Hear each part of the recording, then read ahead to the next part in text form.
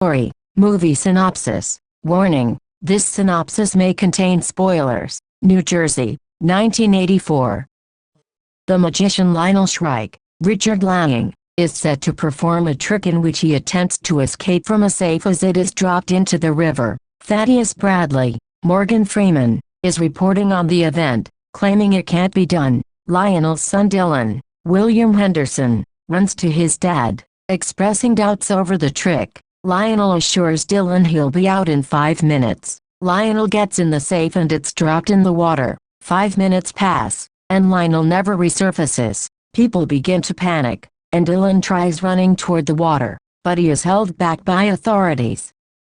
We see a video from Thaddeus in the present as he sits in his prison cell. He mentions the magic society known as the Eye, and how the horsemen will get what's coming to them. New York City, present day.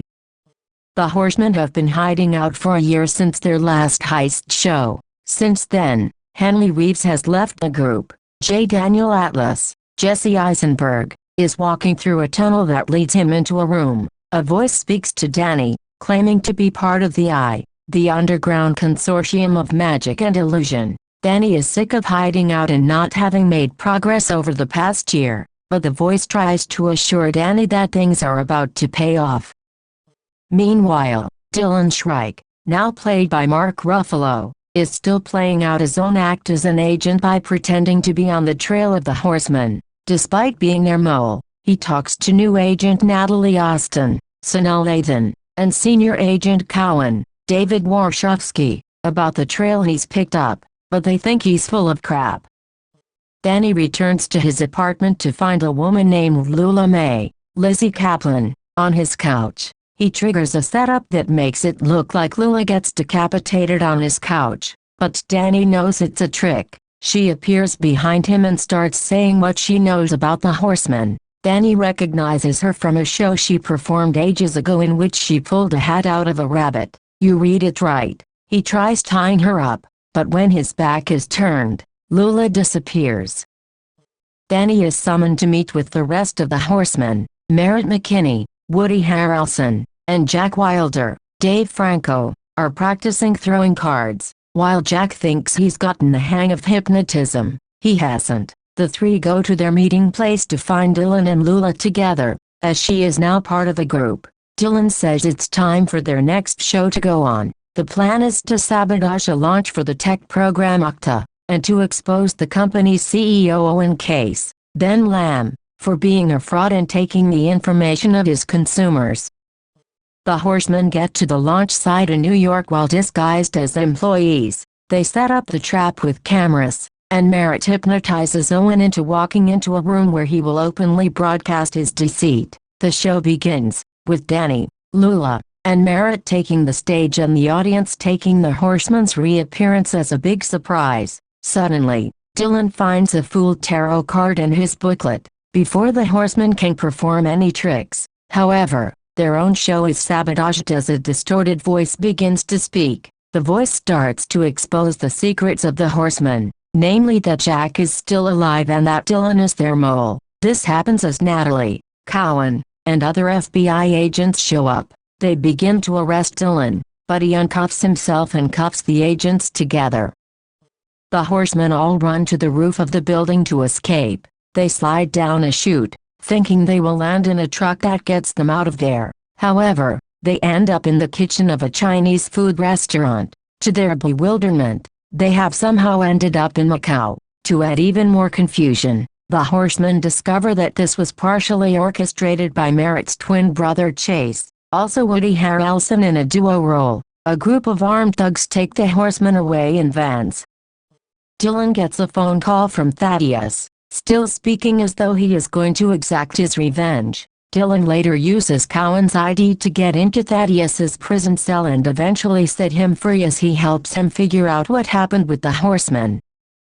The horsemen ride with Chase to their next destination. Chase and Merritt explain that were once a brotherly duo that performed together, until Merritt went off and made a name for himself, leaving Chase kicked to the curb. Chase says that he once disguised himself as a pizza delivery guy and hypnotized Merritt before stealing his information along with that of the other three horsemen. The thugs bring the horseman into a building and take it up to the penthouse where they meet Walter Mabry, Daniel Radcliffe, Owen's former partner that was believed to have died a year earlier. Walter faked his death, which he claims to have gotten from Jack, after Owen had him declared unstable when Owen stole Walter's plans and took credit for their work. Walter also explains how the horsemen ended up in China. They were put to sleep as they slid down the chutes and were flown out to Macau while unconscious. Walter then states that he wants the horsemen to pull off a heist in which they are to infiltrate an underground facility and steal a memory stick that would allow people like Owen to gather information on many people.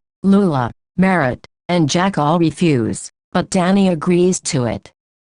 The next day, the horsemen go to what is said to be the oldest magic shop in the world. They meet a man named Lee, Jejo, and his grandmother Boo Boo, Tsai-chin. Lee provides the horsemen with the materials they need to pull off their heist.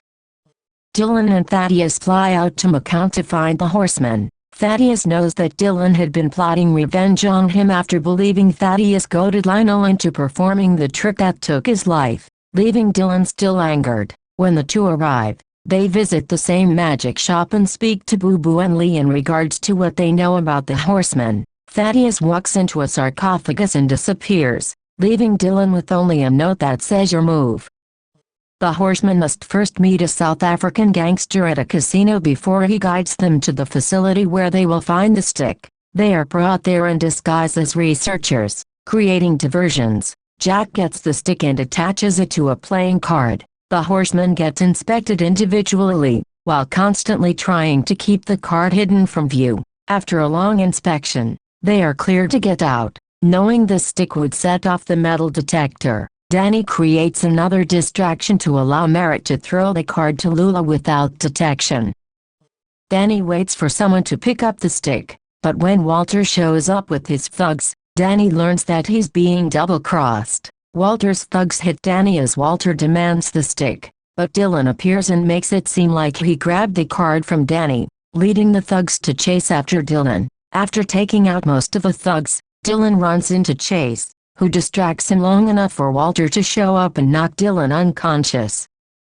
Dylan is brought onto a boat. Walter knows about Dylan's desire to avenge his father, which Walter states is something that he relates to, as this is part of his plan. His father turns out to be Arthur Tressler, Michael Caine, the same man that Dylan aided the horsemen in screwing over after Tressler's company denied Dylan's mother a claim after Lionel's death. Tressler coldly dismisses this and proceeds to have Dylan placed into a safe. They drop the safe into the river, confident that Dylan will drown. As the villains leave, Dylan manages to pick the lock open, but he loses consciousness before he can resurface. Thankfully, the horseman figured out where he was, and Danny pulls him up. Tressler gets into his limo and sits next to Thaddeus, as he apparently helped in getting back at Dylan and the horsemen. After resuscitating Dylan, the horsemen take him to their hideout. They discover that the card they have with the stick is fake, meaning they may have lost it at some point when Danny and Dylan were attacked. Feeling despaired, they are then met by Lee and Boo Boo, who reveal that they are part of the Eye and have been watching the horsemen for a while. They realize that they need to put on a show to expose Walter and Tressler. They begin to set up their plan. The horsemen head to London to put on their show. First, Jack does a setup in front of a small crowd of people where he takes 3 volunteers, 2 jacks and a queen, to hide behind 3 large cards while people try to guess where the queen went. Next, Lula does a performance involving doves. Then, Danny is gathered in front of the large crowd where it appears to be raining, leading him to act as though he is manipulating the water. The FBI head in toward London to find the horsemen, while Walter, Tressler, and Chase are all tracking their locations as well, noticing that they are all located in a pattern. Chase finds Merritt and deduces that he is headed toward Greenwich. Feeling that they are in trouble, Dylan calls the horsemen together to meet at their rendezvous point. Meanwhile, the FBI have managed to apprehend Thaddeus. Dylan and the horsemen are caught by Walter's goons and taken to his plane. As they take off, Chase suggests that they throw them all off the plane. One by one, the 5 are thrown off the plane. As Walter and Tressler drink to celebrate, They notice something tastes wrong with their champagne. Dressler then peels off the sticker and sees a fool card. The plane stops, and they look outside to see the horsemen waving at them. The villains get off the plane and see that the entire thing was staged. Thousands of Londoners are gathered around the Thames to watch the show, which is also streaming around the world. The horsemen then elaborate on how the show was set up, using help from Lee and other willing participants, leading them to a fake hangar that made the villains think they took off. Jack also managed to hypnotize Chase when he bumped into him moments earlier into planning to throw the horsemen off the plane. They expose Walter and Dressler to the public, along with Chase, leading to the three of them getting arrested. Natalie confronts Dylan for his deceit, though he claims he's still the same guy she looked up to when she started working for the FBI. He hands her the stick with all the incriminating evidence, and he vanishes.